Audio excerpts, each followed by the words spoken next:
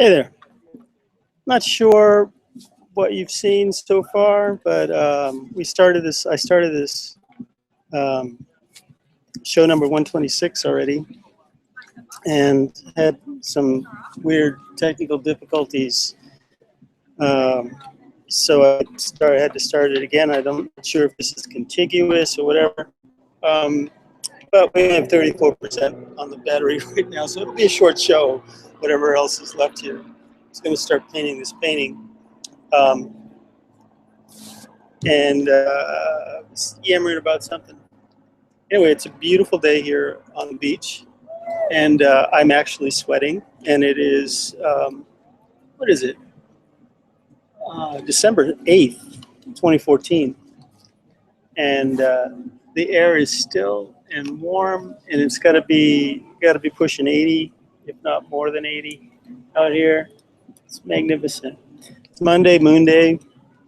It's full moon over the weekend in Gemini, and which is, you know, need to integrity, the need for integrity and communication. Good time for mental insights and that kind of thing. Also, people have a tendency to be pretty social. Communication is the key.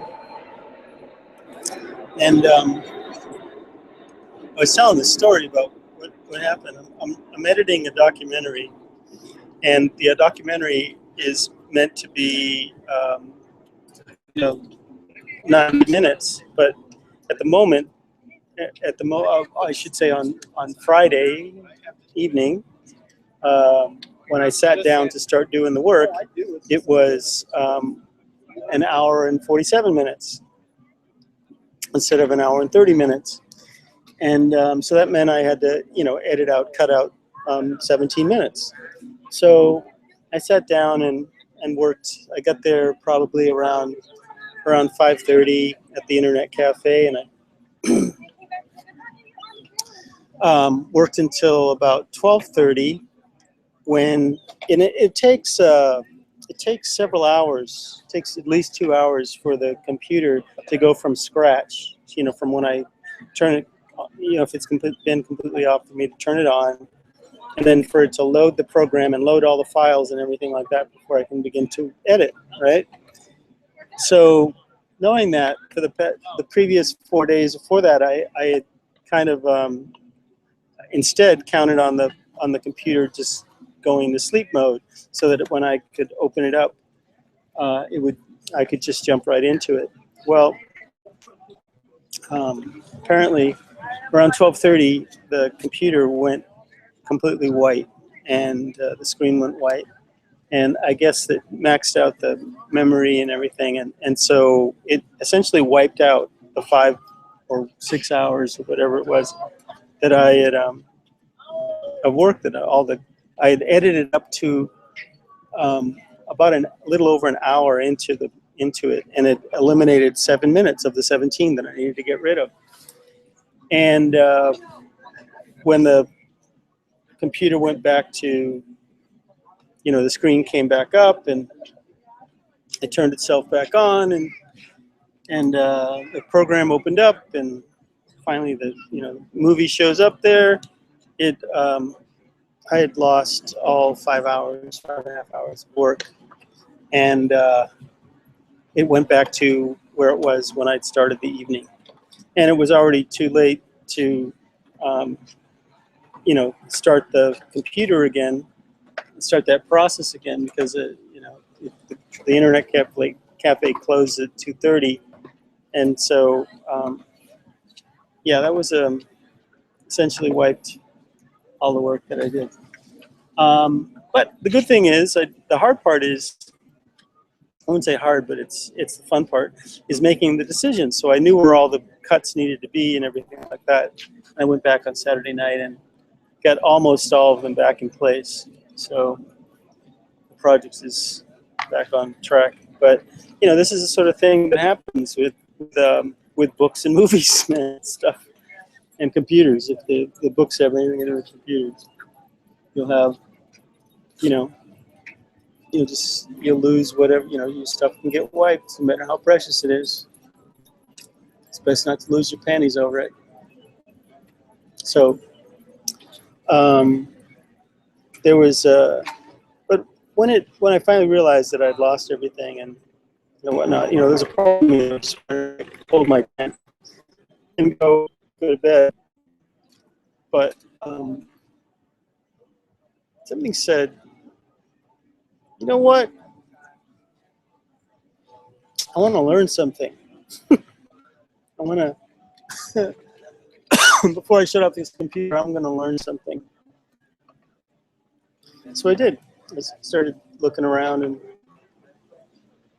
and that's one of the good things about having several projects going at the same time is if you have a disaster happen in one, you can make some progress in another, So I did some research for the documentary. No, I know what I should let you know about. Okay, so if you've watched any, some of the earlier ones, you may have heard me talking about this, and I have this friend. His name is Rory McQuestion, and he lives in England, in southern England, and we met in 1999 on Silbury Hill on the autumnal equinox. And we met right in the rain on top of Silbury Hill, which is an ancient, it's a megalithic site. It's a man-made cone, flat top cone. Some would call that a pyramid. It's not really pyramidal, it's a cone. It's completely round. And, most people have no idea what that was all about. But it's a pretty amazing construction in an area where there's several megalithic structures. In fact, the largest stone circle in the world is, less than a kilometer away. And the Avebury stone circle. And so we met up there, and we've been in touch ever since. He's the one that told me about this whole idea of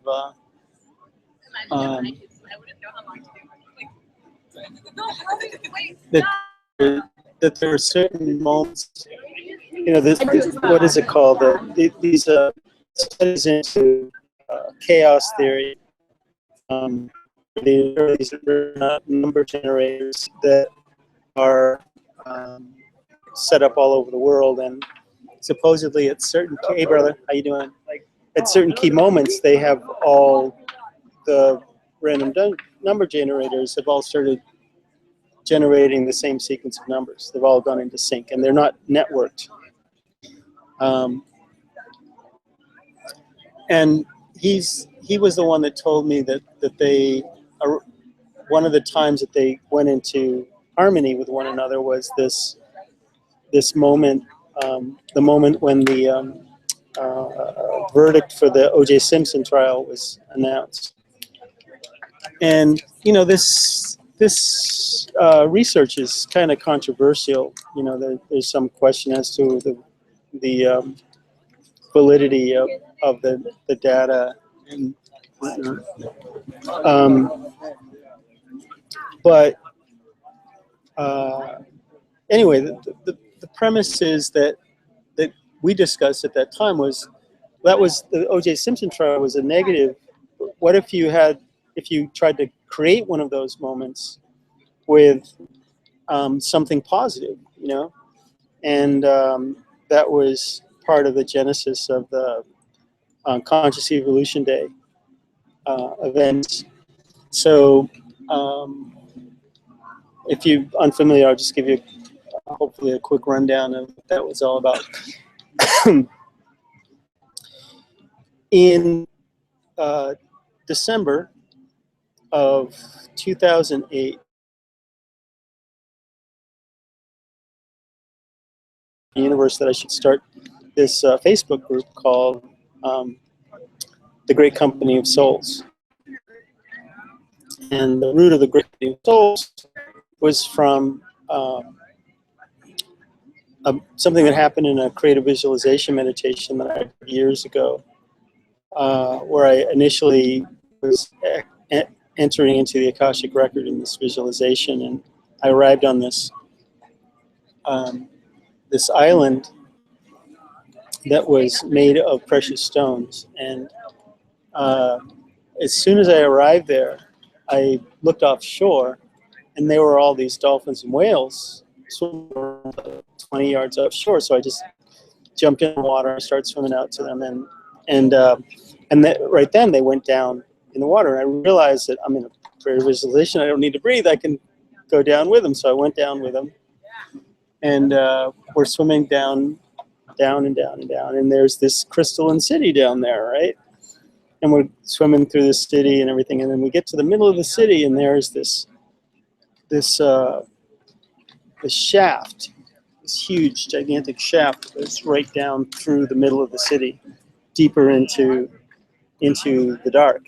And we just turn down into that, and we start going down through this shaft, and suddenly we're in outer space, right? And so there's a whale on one side, on my left side, and a dolphin on the other, and we head off into space. And eventually we went beyond the stars. And when we got beyond the stars, I looked way off in the distance. I saw this speck of light, and we headed towards that. And when we got up to it, it was this huge, ornate portal, you know. And I get go through the portal, and suddenly I'm standing before these three humanoid-looking people, and there's two men. And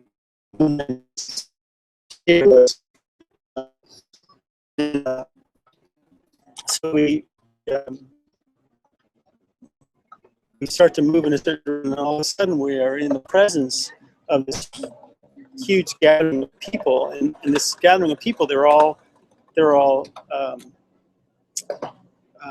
kind of transparently pastel-y, you know, wearing flowing robes and all this kind of stuff. And I knew it was because I was still in the body, and so that's just how they appeared to me, you know. And, you know, we communicated telepathically, and what I was told at the time was that, you know, it had been determined that you know, it was taking people too long to wake up in their incarnations and remember who they really are. So a group of us had decided that we would incarnate together and awaken, remember who we are, and then remind those around us, you know, of their immortal nature as well, you know. And then at the end of it, I was reminded that you know, this was my idea, and then it came out of the meditation, and it was cool. So in recounting it, I realized, you know, when I described it, I described this group of people as the great company of souls, you know. And so fast forward to 2008, the universe said, you know, she created a Facebook group called the Great Company of Souls. So I did. And once it was created, the universe said, I said, so now what? And the universe said, you should create an event called Conscious Evolution Day. I was like, really? Okay. So I did. I created this event. And the premise of the event was that to create a critical mass of people, critical mass meaning at least 1% of the population, based on this research, the Maharishi effect of when the square root of 1% of the population of the world does something, it affects the collective human unconscious, right? So if our goal was to reach, you know, to get the square root of 1%, which would be, you know, right now that it's a little over 8,249 people, right? It's probably about, you know, 247, 8,247, excuse me, 70 people right now. And so if that number of people, you know, share the same focus, then it's going to affect the collective human unconscious permanently, right? So the idea was to create an event where they would invite people to do a meditation at sunset called a Conscious Evolution meditation, wherever they are on the planet. you know, to have that focus.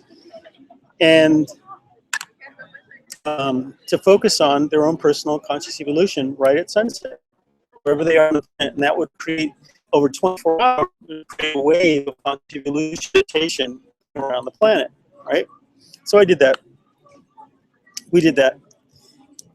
I created the group, I posted it, and to make a long story short, about, I don't know, 16,000 people all over the world signed on to do it. And it was its own Facebook group. And over the next 4 years, leading up to December 21st, 2012, we accelerated these events so that, you know, ultimately we were doing it like in 2012, we did it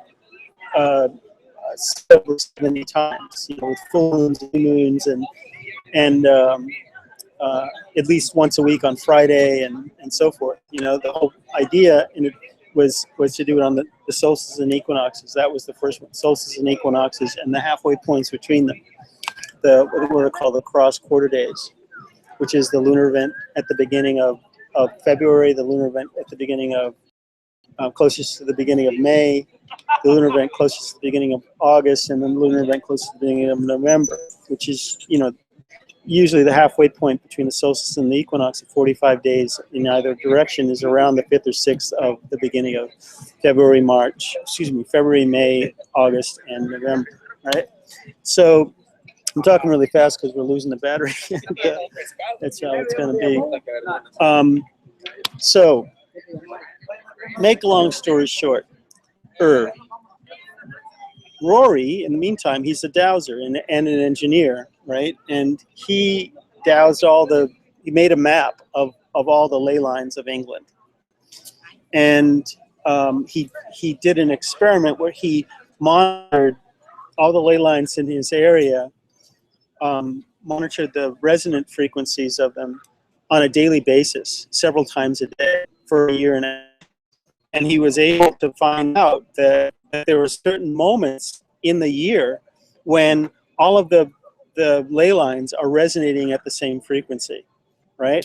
And fast forwarding, the next day, when all the resonant, all the ley lines on the planet will be resonating at the same frequency, is, drum roll please, December 20th.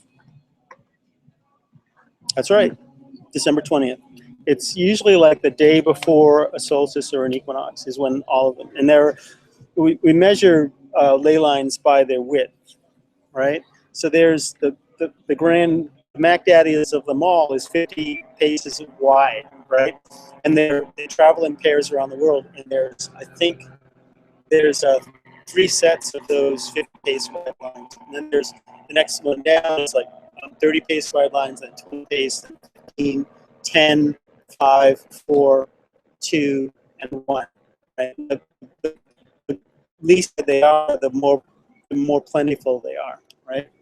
So the idea is that on that day at sunset, wherever you are on the planet, on December 20th, 2014, wherever you are on the planet, that you go to your power spot, wherever you feel is the cool spot for you to be. You know, to be in your closet, to be on the beach, be, you know, on top, wherever that is for you, and that you meditate on your own personal evolution. Now, what is the significance about, you know, doing this meditation on the day when all the ley lines are in harmony, resonating harmony, is that you can count on